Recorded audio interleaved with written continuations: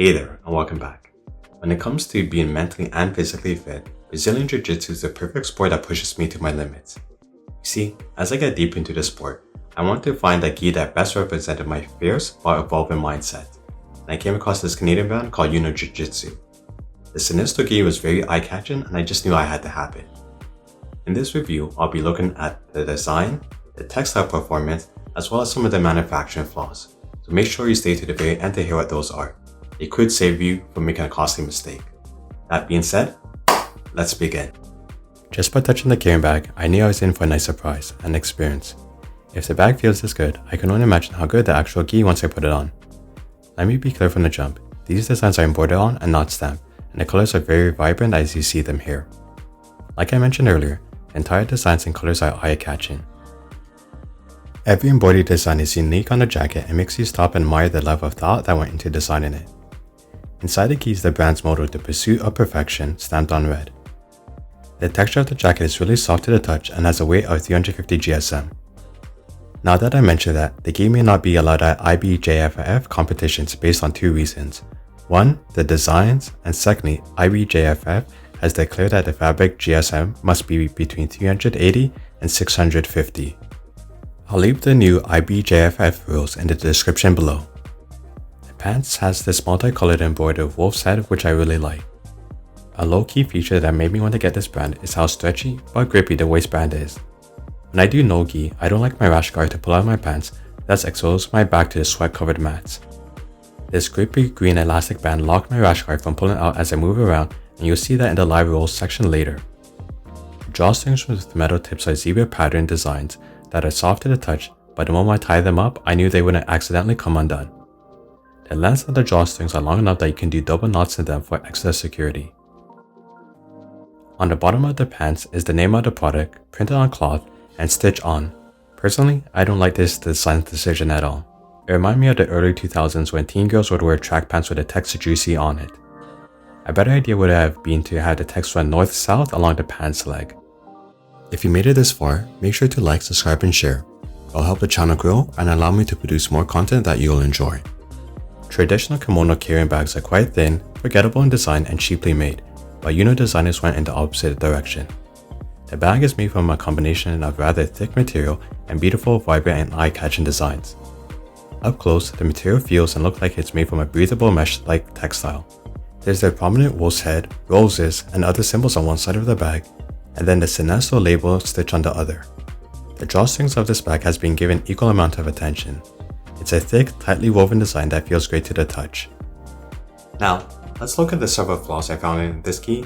You'll understand why I said you should hold off on purchasing this brand. The drawstring metal loops are falling out, and in this review, it's my very first time even wearing it, so I haven't washed it yet. Once I found this issue, it clicked to me why manufacturers like Tatami, Hyperflower, or Akiro don't add metal loops. They can be uncomfortable against the skin and will eventually fall out.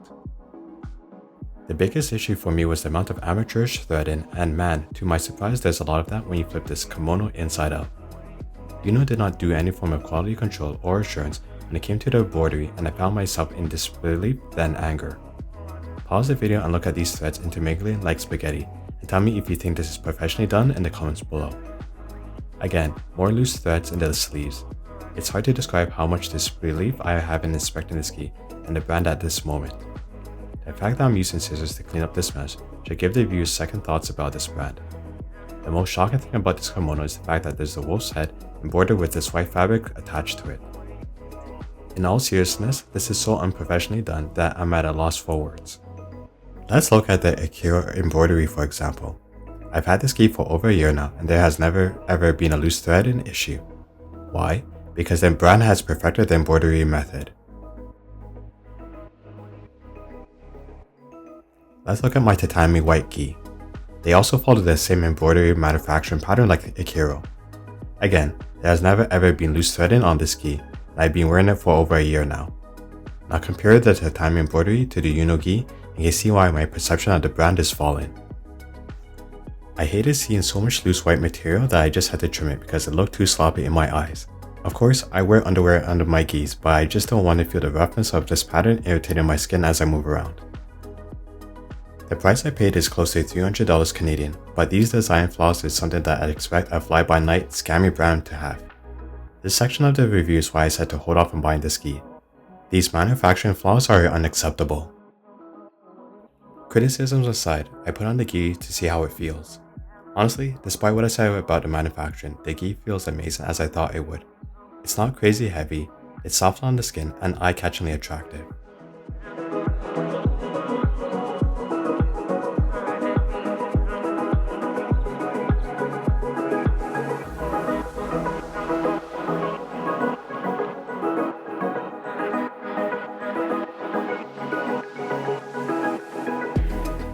Now let's head to the mats for a live roll with some of my teammates.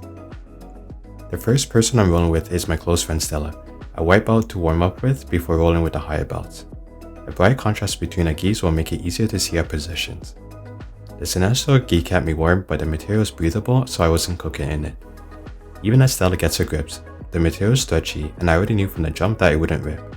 The kimono stretches with my body without issue, so there's no tighten around the groin or armpits. Then I get Stella in the triangle armbar and she taps. Good roll, homie. Now I roll with Alex, our purple belt in no gi. Earlier I mentioned how the green elastic waistband will keep my rash guard from pulling out, and you can see that here.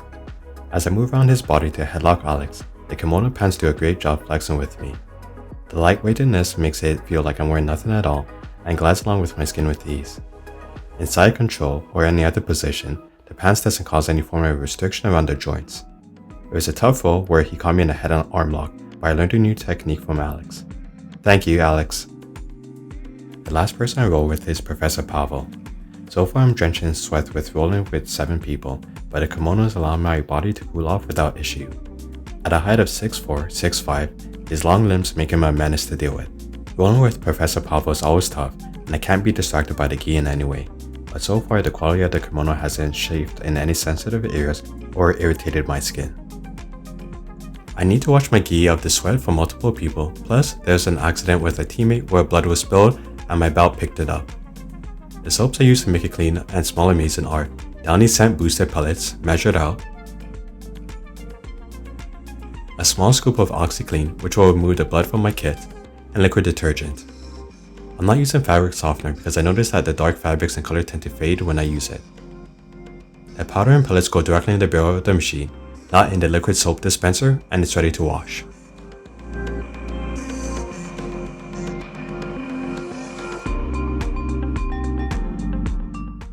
It's important that you avoid shrinking your gi in a dryer, but if you absolutely have to, then put it on low heat. It's summer in Toronto as of this recording, so I hang my kit outside to dry.